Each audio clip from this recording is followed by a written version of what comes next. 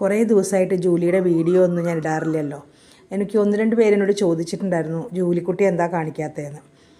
വളരെ സങ്കടകരമായ കാര്യമാണ് എനിക്ക് നിങ്ങളോടൊന്ന് പറയാനുള്ളത്. എൻ്റെ മനസ്സൊന്ന് ശാന്തമായിട്ട് നിങ്ങളോട് പറയാമെന്ന് വിചാരിച്ചിരിക്കുകയായിരുന്നു.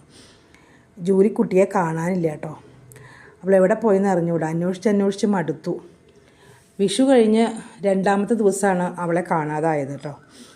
വിഷു കഴിഞ്ഞ് പിറ്റേ ദിവസമാണ് അവളെ കാണാതായത്. പടക്കം പൊട്ടി പേടിച്ചിട്ടൊന്നും അല്ല അവൾ പോയത്.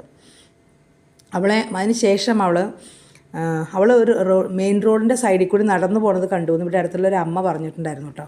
എന്നും അവർ അമ്പലത്തിൽ പോകുമ്പോൾ കൊണ്ടാക്കാനായിട്ട് ഇവൾ കൂടെ പോകുമായിരുന്നു. കാരണം ഇവിടെയുള്ള എല്ലാവരുടെയും പ്രിയപ്പെട്ടവളായിരുന്നു അവൾ.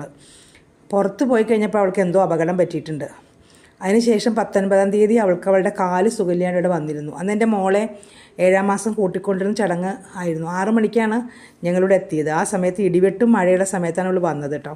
അവൾക്ക് എന്തോ പരിക്ക് പറ്റിയിട്ടുണ്ടായിരുന്നു. എങ്കിലും ഞങ്ങൾ അടുത്തുള്ള എല്ലാവരും കൂടി ചേർന്ന് അവൾക്ക് ഫുഡ് കൊടുത്തു, അവളെല്ലാം ചെയ്തു. അതിനുശേഷം പിന്നെ അവളെ കണ്ടിട്ടേ ഇല്ല കേട്ടോ. ഈ കാട്ടിലും എല്ലാ സ്ഥലത്തും ഞാൻ അന്വേഷിച്ചു. പാമ്പിനെ പോലും പേടിക്കാതെ എല്ലായിടത്തും ഞാൻ അന്വേഷിച്ചു. കുറേ ദിവസം സങ്കടപ്പെട്ട് കരഞ്ഞു. പിന്നെ ഞാൻ എൻ്റെ മനസ്സിനെ ഒന്ന് ശാന്തമായിട്ട് വീഡിയോ ചെയ്യാമെന്ന് വിചാരിച്ചു. നിങ്ങൾക്കും അവൾ പ്രിയപ്പെട്ടവളാണല്ലോ.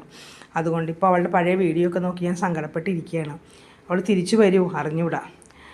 വരുന്ന ഇനി പ്രതീക്ഷ നഷ്ടപ്പെട്ടു. കാരണം ഇത്രയും ദിവസമായല്ലോ. അവളങ്ങനെ ദൂരേക്ക് അധികമൊന്നും അങ്ങനെ പോവാത്ത ആളായതുകൊണ്ട്. പക്ഷെ അവൾ ദൂരേക്ക് പോയി. എന്തുകൊണ്ടാണ് അങ്ങനെയെന്ന് എനിക്കറിയില്ല. ഇത്രയും പേര് അവളെ സ്നേഹിച്ചിട്ടും ഫുഡ് കൊടുത്തിട്ടും അവൾ എന്തിനാണ് ദൂരേക്ക് പോയതെന്ന് എനിക്ക് മനസ്സിലായിട്ടില്ല. ദൂരേക്ക് പോയപ്പോഴാണ് അവൾക്ക് എന്തോ അപകടം കാലിന് പറ്റിയത്. അത് വന്നൊന്ന് ശരിക്കും നോക്കാനും ഒന്നും പറ്റാത്തതിന് മുമ്പ് തന്നെ അവൾ ഇവിടുന്ന് എവിടേക്കോ പോയി. എന്താ പറ്റിയത് ഒന്നും അറിയില്ല. ഈ കാട്ടിലൊക്കെ ഞങ്ങൾ അന്വേഷിച്ചു, എല്ലാ സ്ഥലത്തും അന്വേഷിച്ചു.